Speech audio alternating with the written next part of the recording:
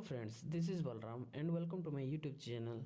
As you know, सारे competitive exam में current affair का दबदबा कितना रहता है। सारे स्टूडेंट ट्राई करते हैं कि उनके करंट अफेयर में ज़्यादा से ज़्यादा मार्क आ जाए ताकि टेक्निकल पेपर में इतना टेंशन ना हो। आपको तो यूट्यूब में इंग्लिश और हिंदी दोनों के करंट अफेयर मिल ही जाएंगे। सो आप मेरे वीडियो क्यों देखेंगे? क्योंकि ना आपके भाई आपके लिए इंग्लिश और हिंदी दोनों को कंबाइन करके स्लाइड प्रिपेयर किया है, सो बोथ हिंदी और इंग्लिश मीडियम स्टूडेंट इजीली समझ पाएँ। So, without any wastage of time, let's start.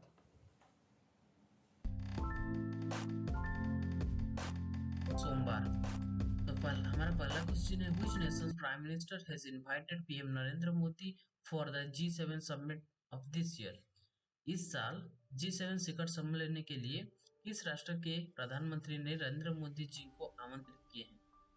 तो ऑप्शन में है, पहला है फ्रांस, यूनाइटेड किंगडम, जर्मनी और कनाडा। ओके, सो इसका आंसर करने से पहले मैं आपको ब्रीफली G7 समिट के बारे में एक्सप्लेन करना चाहता हूँ।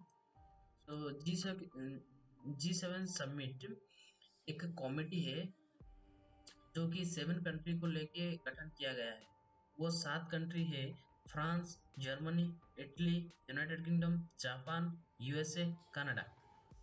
सो the motto of this committee is, ये कमिटी का मोटो है आर्थिक विकास एवं संकट प्रबंधन, वैश्विक सुरक्षा, ऊर्जा और आतंकवादी जैसे वैश्विक मुद्दे पर आम सहमति को बढ़ावा देने के लिए गठन किया गया है। तो ब्रिटेन के प्रधानमंत्री, दैट इज यूके, इसका आंसर होगा यूके, यूनाइटेड किंगडम के प्रधानमंत्री बोरिस जॉनसन ने इस साल G7 शिखर सम्मेलन में भाग लेने के लिए भारतीय प्रधानमंत्री नरेंद्र मोदी जी को आमंत्रित किए थे।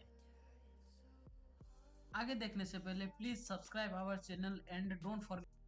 14/11/2021 से दक्षिण पश्चिम इंग्लैंड में कॉर्नवॉल में आयोजित होने वाली है, जो कि 17 जनवरी 2021 को ब्रिटिश उच्चायोग द्वारा एक प्रेस विज्ञप्ति द्वारा सूचित किया गया।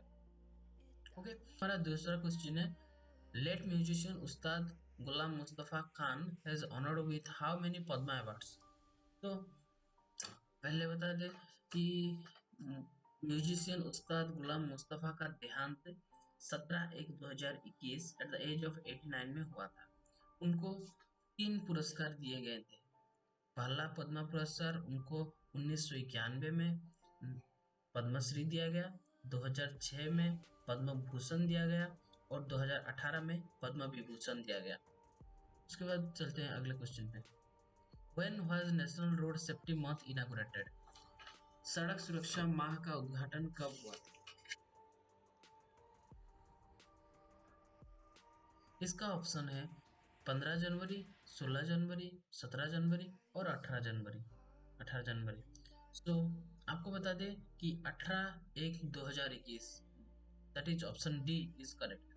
18/1/2021 को मिनिस्टर राजनाथ सिंह और transport minister Nitin Gadkari new Delhi में इसका इनॉग्रेशन किए थे।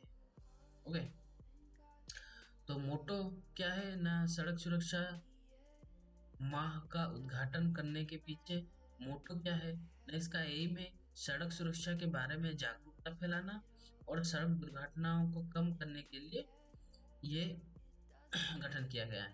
ओके, तो चलिए, तो फोर्थ क्वेश्चन है, which Indian art form was a part of the virtual kick off ceremony of Biden Harris inauguration. So आपको पहले बता दें कि अमेरिका के करेंटली चुनाव में प्रेसिडेंट के तौर पर जो बिडेन और वाइस प्रेसिडेंट के तौर पर कमला हैरिस का चुनाव किया गया है। ओके, सो बाइडेन और हैरिस उद्घाटन के आवासीय किक ऑफ समारोह में कौन सा भारतीय कलारूप पार्टिसिपेट किया था? तो उसमें से है मधुबनी, वारली, कोल्लम, कलमकारी। ओके, सो इसमें से इसका करेक्ट आंसर है सी, कोल्लम। कोल्लम जो कि दक्षिण भारत के तमिलनाडु का एक पारंपरिक कला रूप है। सो अमेरिका प्रेसिडेंट चुनाव जो बिडेन और वाइस प्रेसिडेंट के चुनाव कमला हैरिस के उद्घाटन जो कि 16/1/2021 में आवासीय किक ऑफ समारोह में कोल्लम पार्टिसिपेट किया था। ओके, सो चलिए चलते हैं हमारे नेक्स्ट क्वेश्चन पर। Brazil's health regulator has declined emergency use of which COVID-19 vaccine? Brazil के स्वास्थ्य अधिकारी नियामक ने कोविड वैक्सीन के आपातकालीन कौन से कोविड आपातकालीन उपयोग को अस्वीकार कर दिया है? वो है स्पुतनिक भी, जो कि रूस का है। ओके, हम चलते हैं नेक्स्ट क्वेश्चन पे। What is the name of the bike ambulance launched by the DRDO and CRPF? DRDO और सीआरपीएफ द्वारा लॉन्च की गई बाइक एम्बुलेंस का नाम क्या है? तो चलिए पहले जानते हैं डीआरडीओ क्या है और सीआरपीएफ क्या है। डीआरडीओ का फुल फॉर्म है defence research and development organisation, जिसका गठन 1958 में किया गया था और इसका headquarter DRDO Bhawan New Delhi में। मिनिस्टर, कौन से मिनिस्टर रेस्पॉन्सिबल है डीआरडीओ के लिए? ना राजनाथ सिंह, जो कि हमारे करंट मिनिस्टर ऑफ डिफेंस है। तो चलिए जानते हैं सीआरपीएफ के बारे में। सीआरपीएफ का फुल फॉर्म है central reserve police force. It functions under the authority of the MHA. MHA क्या है? ना minister of home affairs of the government of India. तो सीआरपीएफ गठन करने के पीछे मकसद क्या है? ना सर्विस एंड लॉयल्टी, सेवा और निष्ठा। फॉर्म कब फॉर्म किया गया था? कब इसका गठन किया गया था? ना 28 दिसंबर 1949 को। हेडक्वार्टर कहाँ है? ना CHO complex new Delhi India. Okay, तो आपको बता दें कि 18/1/2021 को डीआरडीओ और सीआरपीएफ द्वारा एक बाइक एम्बुलेंस लॉन्च की गई और उसका नाम है रक्षिता। ओके, चलिए चलते हैं नेक्स्ट क्वेश्चन पे। Which nation's economy showed a growth of 2.3% in 2020? 2020 में किस राष्ट्र के अर्थव्यवस्था में 2.3% की वृद्धि देखी गई? तो उसका आंसर है चाइना। ओके, चलिए चलते हैं नेक्स्ट क्वेश्चन पे। Ice cream samples tested positive for corona virus in which nation? Ice cream के नमूने ने किस राष्ट्र में कोरोना वायरस के लिए सकारात्मक परीक्षण किया? तो ये कितना इंटरेस्टिंग बात है। तो ये हमारा हुआ था चाइना में। ओके, तो चलिए चलते हैं नेक्स्ट क्वेश्चन पे। Who among the following has been appointed the policy director of America Future first female prison warden? America के भावी प्रथम महिला जिल बाइडेन की नीति निर्देशक निम्न में से किसे नियुक्त किया गया है?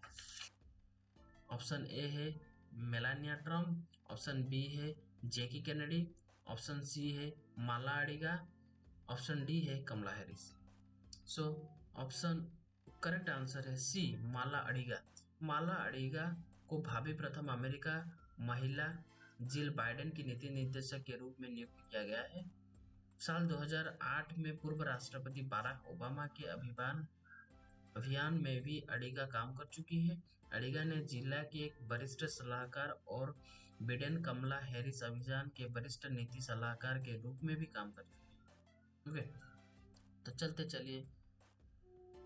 चलिए चलते हैं नेक्स्ट क्वेश्चन पे। For which of the following countries Wayne Rooney who has played the most matches and scored the most goal has retired from the game? निम्न में से किस देश के लिए सबसे ज्यादा मैच खेलने वाले और सबसे ज्यादा गोल करने वाले फुटबॉल वेन रूनी ने खेल से संन्यास ले लिया है? पहला ऑप्शन है फ्रांस, दूसरा रूस, तीसरा जर्मनी एंड चौथा इंग्लैंड। तो इसका करेक्ट आंसर है इंग्लैंड। इंग्लैंड के लिए सबसे ज्यादा मैच खेलने वाले और सबसे ज्यादा गोल करने वाले फुटबॉल वेन रूनी ने खेल से संन्यास ले लिए हैं। बता दें कि रूनी 2019 से डर्बी काउंटी फुटबॉल क्लब के सहायक कोच थे। वे खेल के साथ क्लब की भी जिम्मेदारी संभालते रहते थे, लेकिन अब वो खेल के किनारे कर पूर्ण रूप से क्लब प्रबंधन का काम देखेंगे। ओके, चलिए चलते हैं नेक्स्ट क्वेश्चन पे।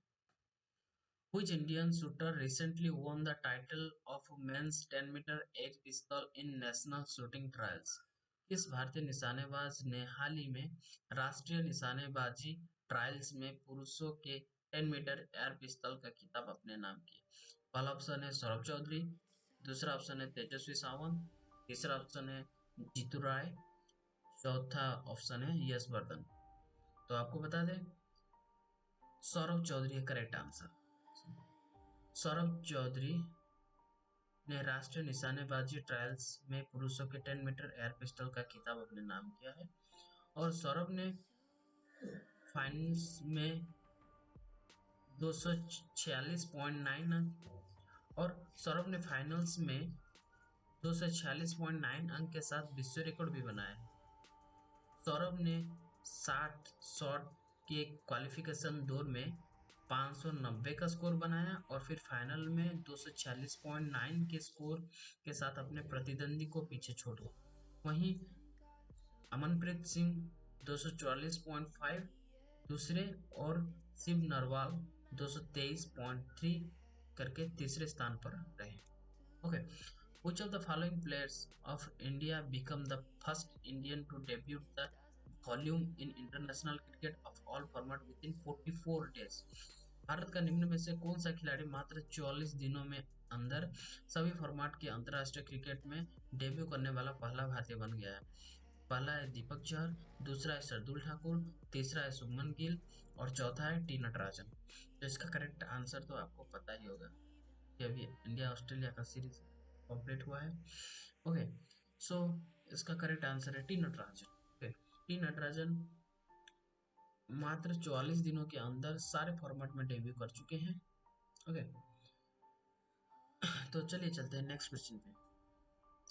Who has appointed new chairman of telecom equipment and services export promotion council और टीईपीसी? दूरसंचार उपकरण और सेवा निर्यात संबंध परिषद ने किसको नया अध्यक्ष नियुक्त किया है? तो पहला ऑप्शन है संदीप अग्रवाल, दूसरा ऑप्शन है मोहन अग्रवाल, तीसरा ऑप्शन है दिलीप कुमार, चौथा ऑप्शन है राहुल सचदेवा।